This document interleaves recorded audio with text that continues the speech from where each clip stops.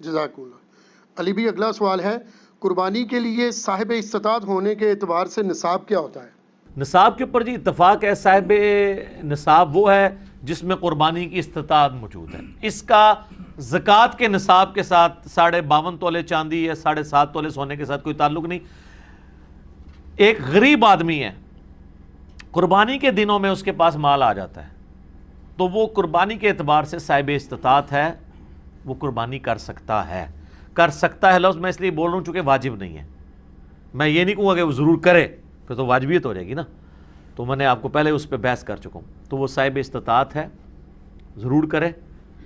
جہاں ہم اتنے اور خرچے کرتے ہیں تو قربانی کیوں نہ کریں؟ تو اس کے لیے آپ کے پاس قربانی کا خرچہ ہونا ضروری ہے۔ اب قربانی کا خرچہ بھی ظاہر ہے، اگر آپ اونٹ قربان کر رہے ہیں وہ تو 1.5-2 لاکھ روپے کا، اگر حصہ بھی ڈالتے ہیں تو آلموسٹ آج کل 18 سے 20 ہزار ہے، گائے کا 13 سے 15 ہزار ہے، اور بکرا لیں گے تو کم از کم بھی کوئی بہت بھی چھوٹے سے چھوٹا بھی دوندا بکرا ملا آپ کو تو 25 ہزار سے کم تو نہیں ملنے کا، اللہ ہے کہ بہت آپ انٹیریئر پنجاب میں کہیں جنوبی پنجاب چلے جائیں تو پھر بھی 20-25 ہزار کا تو بکرا چاہیے۔ تو اتنی رقم آپ کے پاس اگر رقم آ جاتی ہے تو بجائے اس کو اور معاملات میں خرچ کرنے کے اور جا کے ایک کوئی LED سکرین کو 50 انچ کی اٹھا کے لے آئیں آپ گھر میں، پہلے بھی ہو 32 والی، وہ چھوٹی لگ رہی ہو، پیسے آ جائیں، کمیٹی نکلے تو یہ چیزیں چھوٹی لگنی شروع ہو جاتی ہیں، تو اس کی بجائے قربانی کریں آپ، کیوں ان معاملات کے اوپر پیسے ضائع کرتے ہیں؟ پیسے ان کاموں میں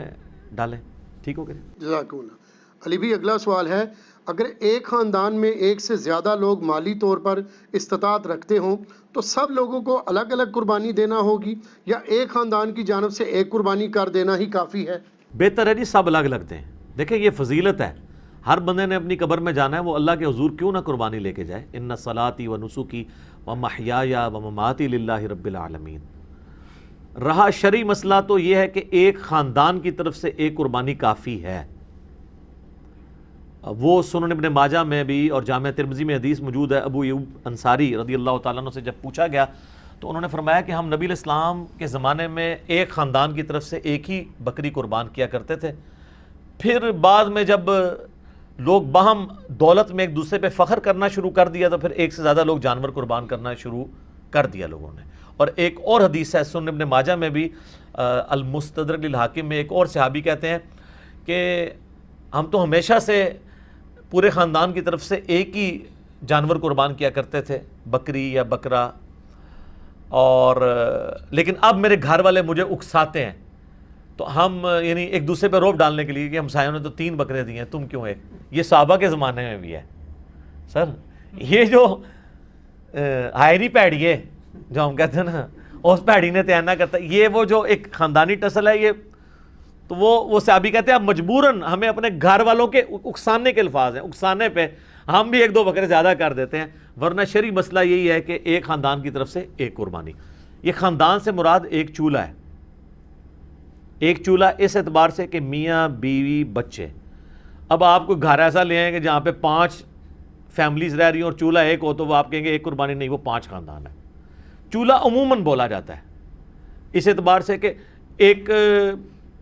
کوئی مرد ہے، اس کی بیوی اس کے ساتھ ہے، اس نے ماں باپ بھی اپنے ساتھ رکھے ہوئے ہیں، ایک ہی چولہے سے کھا رہے ہیں، تو وہ اس اعتبار سے ایک خاندان ہے۔ تو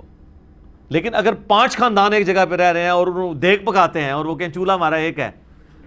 تو دیگ پک رہی ہے تو سر ایک گائے بھی لے سکتے ہیں، وہ 5 مل کے 5 حصے اس میں رکھ لیں۔ 5 تو خیر کم سے کم ہے، زیادہ سے زیادہ 7 ہے۔ اچھا یہ بھی بعض لوگوں میں مشہور ہے کہ جی 7 ضروری پورے کر رہے ہیں، نہیں، 7 زیادہ سے زیادہ، ایک بندہ بھی ایک گائے دے سکتا ہے، 2 بندے بھی مل کے ایک گائے دے سکتے ہیں، بکرا نہیں 2 بندے مل کے دے سکتے گائے۔ تو اگر 5 گھر میں خاندان ہے، ویسے خرچے ان کے علیحدہ علیحدہ ہیں، صرف ایک چولہا اکٹھا ہونے سے یہ نہیں ہوگا کہ ایک خاندان بنے گا۔ اب یہ تو نہیں ہے کہ بھی ایک بھائی کی سالی کی شادی آئی ہے تو دوسرا بھائی اس کے بچوں کو وہ بوٹ لے کے دے رہا ہے اور 7 جوڑا لے کے دے رہا ہے، وہ اپنے باقی خرچے بھی تو کر رہے ہیں نا۔ تو اس اعتبار سے اگر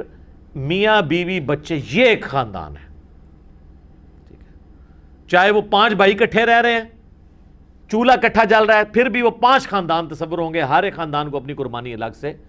دینی چاہیے اور اس سنت کے اوپر عمل کرنا چاہیے۔ ایک خاندان کی طرف سے ایک قربانی کر لینا کافی ہے، ٹھیک ہے۔ جزاک اللہ۔ علی بھی اگلا سوال ہے، اگر کوئی شخص آلریڈی مقروض ہے تو کیا وہ قربانی دینے کے لیے قرضہ اٹھا سکتا ہے یا قربانی نہ دے؟ قربانی کیوں نہ دے جی، کروڑ پتی لوگ بھی مقروض ہیں، یہ بڑے بڑے فیکٹریوں کے مالکوں سے آپ پوچھیں، انہوں نے کروڑوں میں قرضے اٹھائے ہوئے ہیں، وہ ایکویٹی تو ان کی 40% ہے، 60% تو ڈیٹ انہوں نے بینکوں سے اٹھایا ہوا ہے، وہ تو سب سے پہلے تو ان کی قربانی ساقط ہو جائے گی، جو امریکن بیل چپ فٹ شدہ جو ہے منگوا کے یہاں پہ قربان کر رہے ہیں، اگر آپ ان کو دیکھیں مقروض وہ بھی ہیں۔ یہ قرضہ جو ہے یہ عارضی قرضہ ہے، یہ اس قرضے کو وہ قرضہ نہیں کہا جاتا کہ جس کی بنیاد پہ قرضہ یہ ہے کہ ایک بندہ قرضے کے تلے اس طرح دب گیا کہ اس کی 2 وقت کی روٹی محال ہو گئی ہے اور وہ روکی سکی کھا کے گزارا کر رہا ہے، اس کو مقروض کہا جاتا ہے۔ کروڑ پتی لوگوں کو مقروض نہیں کہا جاتا۔ وہ تمہارے پرائم منسٹر صاحب بھی کہتے ہیں اتنی تنخواہ لے کے بھی کہ میرا مشکل سے چولہا جلتا ہے، تو قربانی تو پرائم منسٹر میں بھی کوئی نہیں بن رہی ہوگی۔ اس طریقے سے اگر دیکھا جائے بڑے بڑے فیکٹری آنرز جو ہیں تو وہ اس طرح نہیں ہے، قرضہ اٹھا کے آپ کریں۔ یہ کمیٹی آپ نے قرضے ہی تو ڈالی ہوتی ہے، کمیٹی ڈال لیں، سالی کی شادی کے لیے ڈالتے ہیں، بھائی کی شادی کے لیے ڈالتے ہیں کمیٹیاں، اور وہ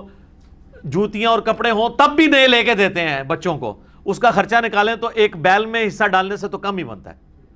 یہ بیل میں حصہ ڈالنا تو اس سے کم ہی بنتا ہے۔ آج کل ایک ایوریج شادی کے اوپر 15-20 ہزار روپے لگ جاتا ہے، تو سر 12-13 ہزار روپے کا آپ بیل میں حصہ نہیں ڈال سکتے، ضروری ہے کہ آپ نے بکرا ہی لینا ہے، بیل میں حصہ ڈال لیں۔ تو یہ جو آپ نے کمیٹی بھی ڈالی ہوتی ہے، اگر ایک سپوز لاکھ روپے کی آپ کی کمیٹی نکلی ہے، تیسری یا چوتھی، اور 10,000 روپیہ مہینہ ہے، تو چوتھی آپ نے کمیٹی جب لے لی ہے تو آپ نے ابھی تک تو 40,000 اس کو جمع کروایا ہے نا کمیٹی والے کو، 60,000 تو آپ نے بعد میں کرانے ہیں، لیکن لاکھ روپے آپ نے پہلے ہی اٹھا لیا ہے، تو 60,000 کے تو آپ بھی مقروض ہیں، تو پھر تو دنیا میں کوئی بندہ ہی نہیں بچے گا۔ لوگ اتنے بولے بن کے نہ کہتے ہیں، کئی لوگ پوچھ رہے تھے وہ جی قرضہ بھی ہے، زکوٰۃ بھی دینی ہے، قرضہ بھی جو مائنس کریں گے، اور مائنس بھی کتنے الٹے طریقے سے کرتے ہیں، اس طریقے سے تو الٹا اس کو زکوٰۃ دینی پڑ جائے گی۔ وہ پتہ کس طرح کر رہے ہوتے ہیں، مثلا ایک بندے کا کاروبار ہے 1 کروڑ روپے کا، 40 لاکھ روپیہ اس کا اپنا تھا سرمایہ، 60 لاکھ اس نے بینک سے اٹھایا قرضہ، کتنا ہو گیا 1 کروڑ۔ اب وہ جب حساب کرنے لگتا ہے نا سال بعد، وہ کہتا ہے جی میں نے 1 کروڑ روپیہ کاروبار میں لگایا ہوا ہے، تو 1 کروڑ کی زکوٰۃ جو ہے وہ کیسے نکالی؟ وہ پھر کہتا ہے کہ دیکھیں جی میرا تو اپنا تھا 40، 60 میں نے بینک سے اٹھایا، تو 60 میں سے 40 نکل گئے، تو 20 لاکھ کا تو میں ابھی بھی مقروض ہوں، تو میں تو مقروض ہوں، میں کیوں زکوٰۃ دوں گا؟ حالانکہ وہ بیوقوف بھول جاتا ہے کہ کاروبار میں اس نے 1 کروڑ لگایا ہوا ہے، یہ 60 لاکھ 1 کروڑ میں سے مائنس ہونے ہیں، 40 لاکھ میں سے نہیں مائنس ہونے۔ 40 لاکھ تو اس کا اپنا تھا نا، 60,000 اس نے قرضہ اٹھایا، تو ٹوٹل کتنا ہوا 1 کروڑ۔ اب کاروبار میں 1 کروڑ لگا ہوا ہے، 1 کروڑ میں سے 60 لاکھ مائنس ہونا ہے، اپنے 40 جو بھی وہ 60 کاٹ دیتے، ٹھیک ہے۔ ویسے ماشاءاللہ آپ ان کو دیکھیں، ان پڑھ چٹے ان پڑھ ہے، کروڑوں کا بزنس کر رہے ہیں، آپ کو جناب زبانی پورے دن کا حساب کتاب بتا دیں گے،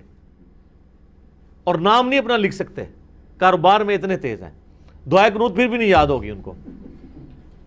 جنازے تو ویسے ہی نہیں آتا نا، غور پہ ہے کوئی اور۔ تو